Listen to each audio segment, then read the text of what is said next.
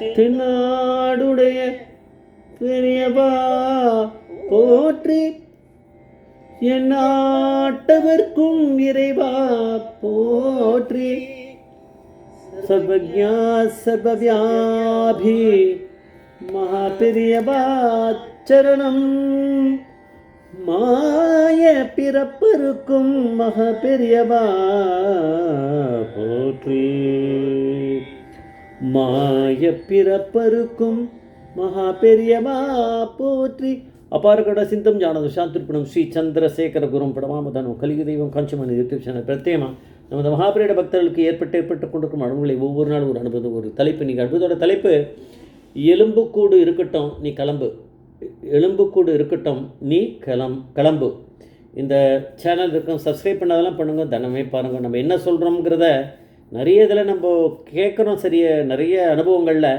ஆனால் கடைசியில் நம்மளுக்கு நிறைய விஷயங்கள் புரியாமல் இருக்கும். அதுக்கு தான் நம்ம டிஸ்கிரிப்ஷன் கொடுக்குறோம். நம்ம ஒரு சேனலில் மட்டும்தான் பெரியவா கொடுத்த அனுகிரகத்தில் புத்தியில் நடந்துட்டுருக்கு. நம்ம ஒரு சேனலில் மட்டுமே தான், எவ்வளோ சேனல் இருக்குது, இந்த சேனலில் மட்டும்தான் டிஸ்கிரிப்ஷன் இருக்கும், வேறு எங்கேயும் இருக்காது. டைட்டிலும் நம்ம தான் ஆரம்பித்தோம். அதுக்கப்புறம் எல்லா சேனல்லையும் இப்போ அந்த டைட்டில் கொடுக்க ஆரம்பிச்சிருக்கா. இந்த மாதிரி அனுபவங்களுக்கு டாக்டர் பத்மா சுப்பிரமணியம், லீடிங் பரதநாட்டிய கலைஞர், அவள் ஒரு இன்டர்வியூவில் சொல்லியிருக்கா. நீங்கள் அதை கேட்டிருக்க சான்ஸ் இல்லை, சொல்லுங்கள். பார்த்துட்டு யாரும் கமெண்ட் பண்ணுறதில்ல. நான் அந்த மாதிரி சொல்லிகிட்டே தான் இருப்பேன். நீங்கள் நான் இன்றைக்கி தான் பார்க்குறேன், இது வரைக்கும் பார்த்ததில்லைன்னா நீங்கள் அதை எழுதினா எனக்கு கொஞ்சம் என்கரேஜ்மெண்ட்டாக இருக்கும். யாரோ ஒருத்தர் எழுதியிருக்கார், இது வரைக்கும் பண்ணியிருக்காரு, வேறு யாரும் பார்த்ததில்லை, சொன்னதில்லை. அது மாதிரி பார்க்கலாம். பரதநாட்டியத்தில் ஆர்கியாலஜிக்கல் சம்மந்தமாக ஒரு ரிசர்ச் பண்ணிகிட்டே இருந்தாலும் அப்போது பத்மபூஷன் டாக்டர் டிஆர் ராமச்சந்திரன் அப்படிங்கிறவரோட கான்டாக்ட் கிடச்சிதான். அப்போ அவர் கவர்மெண்ட் சர்வீஸில் இருந்தபோது அவருக்கு நடந்த ஒரு மகாபிரிவாவுடைய அனுபவத்தை இவர்கிட்ட பழகின பிறகு இவர்கிட்ட பத்மா சுப்பிரமணியம் கிட்ட, ஏன்னா இவாளுக்கு மகாபிரிவா பக்தை தானே, இவர்கிட்ட ஒரு நாளைக்கு ஷேர் பண்ணிட்டாராம். அது அப்படியே சுற்றிக்கிட்டு நம்மளுக்கு போகிறது. எப்பேற்பட்ட அனுபவம்னு நம்ம பார்க்கலாம். ராமச்சந்திரன் அந்த டாக்டர் டிஆர் ராமச்சந்திரன் அப்படிங்கிறவர் ஆந்திர பிரதேஷில் நாகார்ஜுன சாகர் டேம் ப்ராஜெக்டில் வேலையில் இருந்தார், இன்ஜினியர் அவர் இருந்தார். அப்போது அதுக்கான ரிசர்வாயரை தோன்ற வேலை, அப்புறம் தான் கட்டணும். தோண்டின்னு இருக்க வேலை நடந்துருக்கு. அப்போது மண்ணுக்குள்ளே நிறைய ஐட்டங்கள் கிடச்சிது. நிறைய தோண்டும் போது கிடைக்குமா, எவ்வளோ டெப்த்தாக கீழே போகணும். அதில் நிறைய இதை எடுத்தால் நிறைய எக்ஸிபிஷனில் கொண்டு போய் மியூசியமில் வச்சா. அது மாதிரி நிறைய போய் ரொம்ப காலம் நடந்தது. அந்த உள்ள எக்ஸ்கவேஷன் அது நடந்தது. அதில் ஒரு நாளைக்கு ஒரு எலும்புக்கூடு கிடச்சிருக்கு. அந்த எலும்புக்கூடு ஒரு பத்மாசனத்தில் யாரோ உட்காந்துட்டுருக்க மாதிரி அப்படியே இருக்குது. அந்த எலும்பில் எதுவும் டேமேஜே ஆகலை. அப்படியே யாரோ ரிஷி தான் இருக்கணும், பத்மாசனத்தில் உட்காந்துட்டுருக்கா மாதிரியே அப்படியே இருக்கா. அப்படியே எலும்புக்கூடு அப்படியே சமாதி ஆகிட்டுருக்கா யாரோ. அதான் தெரியுது பார்த்தா. மண்ணுக்குள்ளே எங்காவது போய் உட்காந்துட்டுருக்கவாலாம் இருப்பாள், அப்படியே சமாதி ஆனாலும் எனக்கு தெரியாது. அது என்னதுன்னு தெரியல, அப்படி இருந்திருக்கு.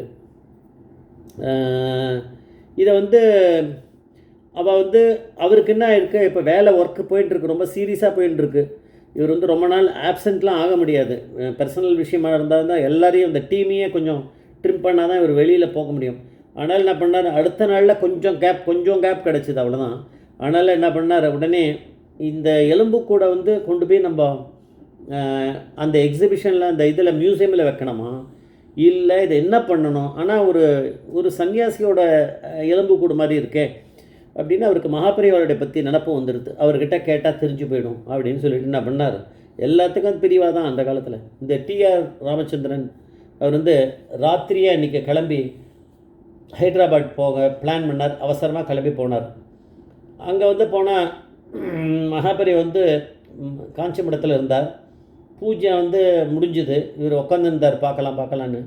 ஆனால் பூஜையை முடித்தவர் உள்ளே போயிட்டார். பெரியவா இவர் வந்திருப்பாருன்னு தெரியுமே, பரமேஸ்வரனுக்கு தெரியாமல் இருக்குமா, உள்ளே போயிட்டார். அதனால தான் பின்னாடி கேட்குறாரு, அதுலேருந்து தெரியுது பெரியவா பரமேஸ்வரன். ராத்திரி 10 மணி ஆகிடுத்து. 10 மணி ஆனபோது ராமச்சந்திரனை கூப்பிடு அப்படின்ட்டுருக்கா. பெரியவாளுக்கு எப்படி தெரியும், அதான் கூப்பிட்டு பெரியவா சொன்னான், வா ராமச்சந்திரா, ரொம்ப லேட்டாக எடுத்து இல்லையா அப்படின்னாராம். அவர் என்ன சொல்லுவார், பேசாமல் இருந்தார். என்ன விஷயமா வந்திருக்க அப்படின்னாரு. டிஆர் ராமச்சந்திரன் எல்லா விஷயத்தையும் சொன்னார். அந்த எலும்புக்கூடு விஷயத்தை கூட வரைக்கும் சொன்னார். இந்த மாதிரி நான் தான் இந்த சீஃப் இன்ஜினியராக இருக்கேன், அதை பார்த்துட்டுருக்கேன்.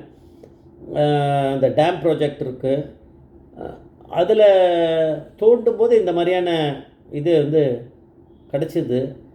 நாகார்ஜுனா சாகர் அந்த டேம் இது வந்து இது பண்ணுறது ரிசர்வாக்காக தோண்டின்னு இருக்கோம். அதில் வந்து ஒரு எலும்பு கூட கிடச்சிது. அது வந்து இந்த பத்மாசனத்தில் அப்படியே உட்காந்துட்டு இருக்கா மாதிரி போஸ்டில் அப்படியே இருக்குது, ஒரு எலும்புக்கூடு ஸ்கெலிட்டன் இருக்குது அப்படின்னாராம். இது என்ன பண்ணுறதுன்னு தெரியல. இது நிறைய இது கிடச்சதெல்லாம் கொண்டு போய் நாங்கள் இதில் வச்சோம், எக்ஸிபிஷனில், அங்கே மியூசியத்தில். இதை என்ன பண்ணுறது ஒன்றும் புரியல, அதனால் பெரியவாளை கேட்டு போகலான்னு வந்தேன் அப்படின்னு. பெரியவா ஏதாவது ஒரு பதில் சொல்லணும். ஆனால் பெரியவாளுக்கு பரமேஸ்வரனுக்கு அந்த அந்த ஸ்கெலிட்டன் வந்து எந்த எந்த ரிஷியோடதுன்னு தெரியுமே, அதுதான் இங்கே தெரியுறது. பார்த்தா பெரியவா வந்து வந்து பதிலை ஒன்றுமே சொல்லலையா. என்ன சொன்னாராம், சரி எலும்பு கூட இருக்கட்டும், நீ கிளம்பு அப்படின்னாராம். திருப்பி கேட்டாராம் அவர் ராமச்சந்திரன். அவ்வளோ தூரத்துலேருந்து செலவு பண்ணி வந்து பெரியவாளை கேட்குறது எதுக்கு வந்திருக்காரு, அது என்னன்னு தெரிஞ்சு போய் என்ன பண்ணணும்னு சொன்னால் கூட போகிறோம். எந்த ரிஷியோடதுன்னு கூட சொல்ல வேணாம், பெரியவாளுக்கு தெரியும், இருந்தாலும் சொல்ல வேணாம். அதாவது சொல்லாமே. பெரியவா வந்து அதுக்கு பதில் அதையே தான் சொன்னார். எலும்பு கூட இருக்கட்டும், நீ கிளம்பிப்போ அப்படின்ட்டானோ. அவ்வளோதான், என்ன பண்ண முடியும். இதுக்கு மேலே அவருக்கு மனசு வந்து அதே இது நம்மளாக இருந்தால் நம்மளுக்கு எவ்வளோ மனசு குருன்னு இருக்கும்.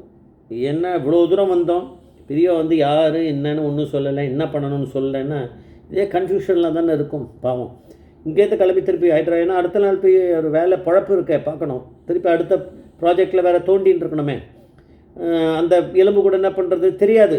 பெரியவா அப்படின்னு சொல்லிட்டா நம்மளே எதாவது டிசைட் பண்ணிக்க வேண்டியது தான், என்ன பண்ணுறது, அது எதாவது பார்த்துக்கலாம் அப்படின்னு கிளம்பி போயின்ட்டுருக்காரு. இவ்வளோ பிளான் பண்ணிட்டு உள்ளே போகிறார். அங்கே திரும்பி போகிறதுக்குள்ளே அங்கே போய் என்னோடனே தெரிஞ்சு தான் அந்த டேம் ரிசர்வாயர் கட்டிருக்க இடத்துல இந்த எலும்பு கூட என்ன பண்ணியிருக்கார், எடுத்துன்னு வந்து கொஞ்சம் தள்ளி ஒரு இடத்துல வந்து வச்சிட்டார். ஒரு யாரோ பார்வையில் படாதபடி ஒரு இடத்துல வச்சு அதை கொஞ்சம் அதுக்கு மேலே ஏதாவது அந்த இலை இதெல்லாம் தழைகள்லாம் போட்டு அப்படி தெரியாத மாதிரி அப்படி வச்சுட்டார் பூமியில். அவர் தான் திருப்பி வரப்போகிறார். கொஞ்சம் அது ரெஸ்ட்ரிக்டட் ஏரியா தான், யாரும் வரமாட்டான் அந்த ஏரியாவுக்கு. இது அப்படியே இருக்கும்னு நினச்சாருன்னா ஒரு பெரிய மழை வந்து ஃப்ளட்டு வந்து அதை அடிச்சுன்னு போயிட்டு அது போய் எங்கள் சீல போய் விழுந்திருக்கும் போல இருக்குது. பெரியவாளுக்கு தெரியும், பெரியவாக்கிட்ட எப்போ பேசினாலும் அப்போ தான் அங்கே நடந்திருக்கு, பார்க்க முடியல. ஜெய் ஜெய்சங்கர் ஹரிசங்கர் மகாபிரிய பாதமேச்சரம்.